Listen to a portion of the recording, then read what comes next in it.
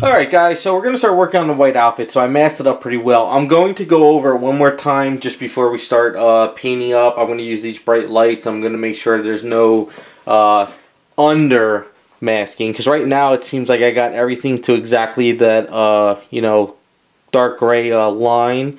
But what I want to do is I want to make sure that the silly putty's not coming underneath that line in any area. So I just got to check it all out. But other than that, it's fairly easy masking. I mean, you mask this here, wrap saran wrap over the legs, and you mask the boob window, and then you focus on the white. So this is kind of one of the more easier, you know, masking statues, because sometimes if you have a lot of detail on a statue and you're masking, it's very difficult and takes time. But this one's fairly easy. So I did mask the feet all the way down to the feet with the saran wrap. The reason why I did all this is because I'm spraying up here, and if I just mask off the legs and I leave like the boots over here open, any overspray could come down onto the boots, and then this starts getting a little bit like, you know, dusty, and I don't want that. So just taking an extra couple steps of saran wrap, just wrapping around the legs, so any dust that comes down, I don't have to worry about it. So what I'm going to do is, first thing is just probably hit it with some Tamiya Chrome Silver. Yeah, Tamiya Chrome Silver. And the reason why I'm going to hit it in certain areas, like probably around any areas that got the skin tone, like here around the crotch area and around the boob window. The reason why is because I'll be putting white onto the statue, and sometimes white takes a little bit longer to kind of really get on there, and you really, it just make my life easier. I'll just hit it with some Chrome Silver in those areas. And I'm going to be using Wicked Colors Createx White, or Wicked White, which is 0001. The reason why I've been using this a lot lately is I've been testing it. I like it a lot. It seems like, as you can see on the cap, it's not, it's durable like regular Createx white, but it's not as rubbery, and it's not like chalky white, because some whites recently of certain brands, they've been very chalky, and they crack and they don't go on very well, and it's kind of hard to find that middle ground. And I kind of been liking this Wicked color, so I'm messing with that a little bit. As for shading, I'll be going back to this color, the Model Air Light Gray. I like to use light gray in any white outfits that I do. I'm not a fan of a lot of people who use white, or even in the comics, they always use blue shading. I kind of like the blue shading on specific characters, like, you know, for example, off the top of my head, Cloak and Dagger. So Dagger, I would imagine she's kind of more of a glowing character, so her shading would be like a light blue. Power Girl, I like to do more of a dark, you know, the light gray shading, only because I see Power Girl more as her outfit is like kind of like a traditional like regular fabric. But what I like to do is at the end I'll mist some of my Liquitex Interference Blue over it, just to give a little bit more of a pop, and then dull it down, because I like her outfit to be almost superhero-ish. Got to have some kind of a little bit of a pop than just pure flat white and just flat gray, just to give a little bit more. But I'm going to make sure all the seam lines are correct, and we'll come back and start painting up the white outfit.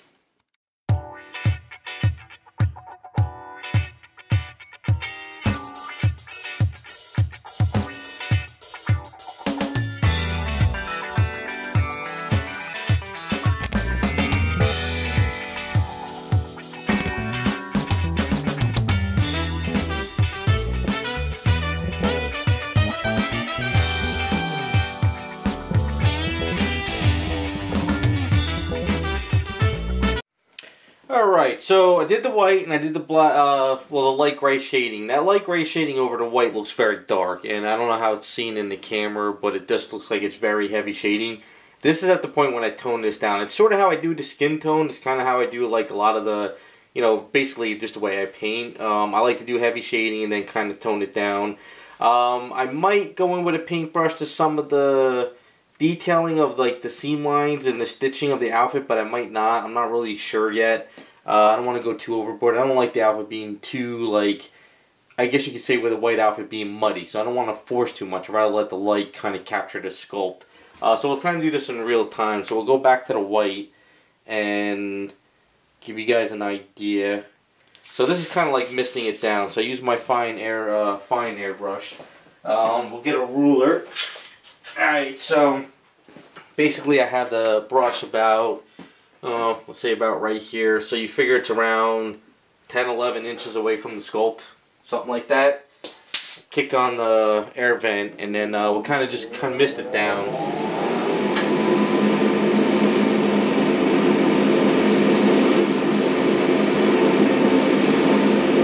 Getting a little bit closer for some areas. You don't want to be like right there at it, but I'm just kind of keeping it far away. Just kind of letting the paint grab the sculpt, as you can say. Of course, if you need to hit some areas, you can. But like I say, we all got our different styles and ways.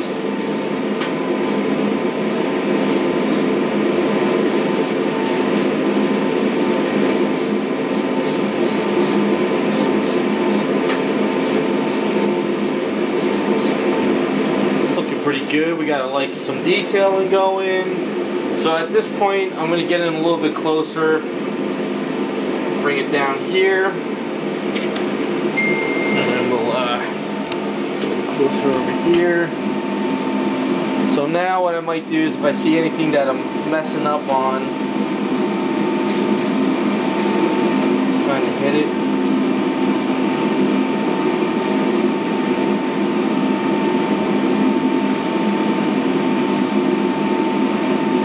I kind of like this white because it dries fairly fast. It's not like a tacky white, but it's not a super chalky either. I kind of like that mixture.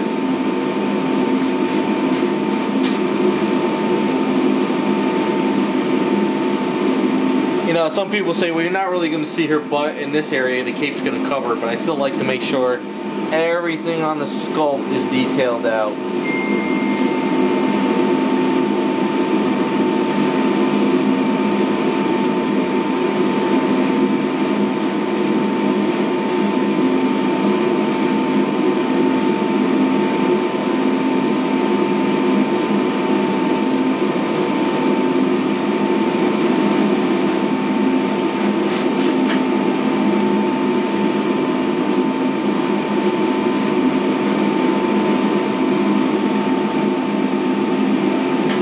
So what I might do is go back to the gray a little bit, kind of clean this white out, so it'll just make the white do nothing.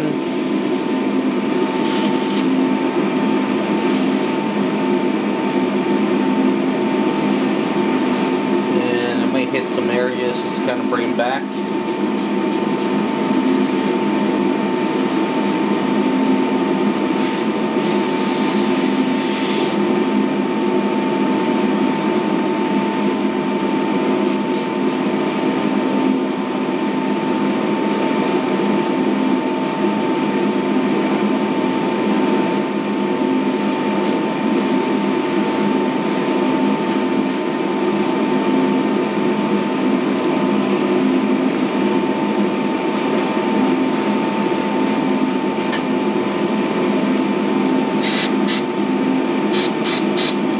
I always like to darken up the neck areas too.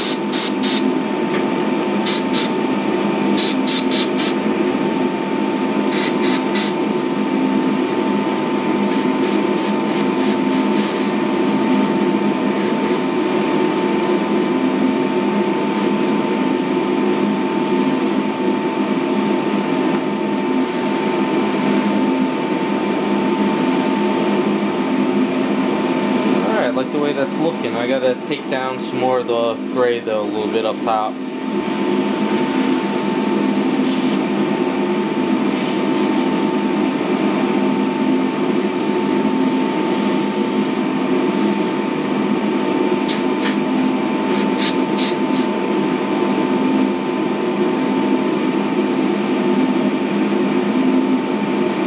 Okay, so let's get set up with the interference blue. Okay, I'm going to do some of the interference blue. Now I'm just going to do a light coating until I see the point where it's looking good. I don't want to go too crazy. I'll kick on the compressor and let's see how this looks.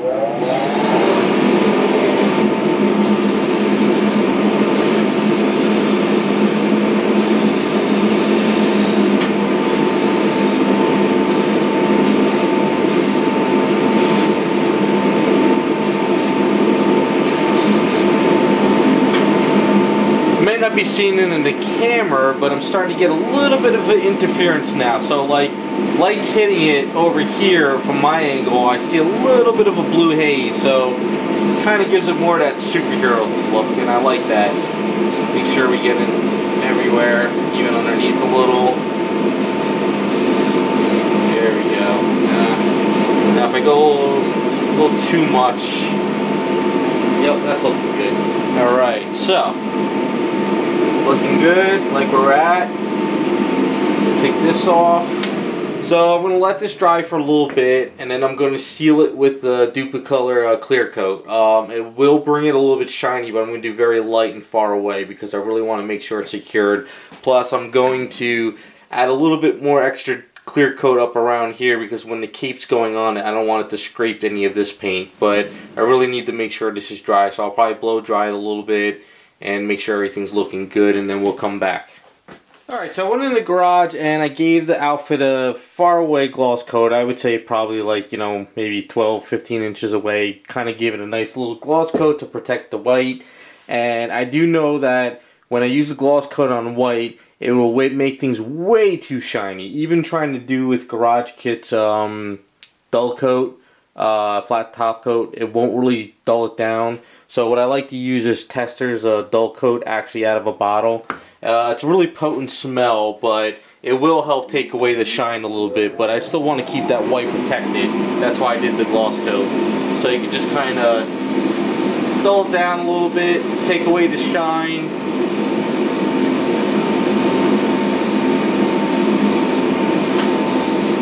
You don't have to go too crazy. A little bit of schmutz there. There you go.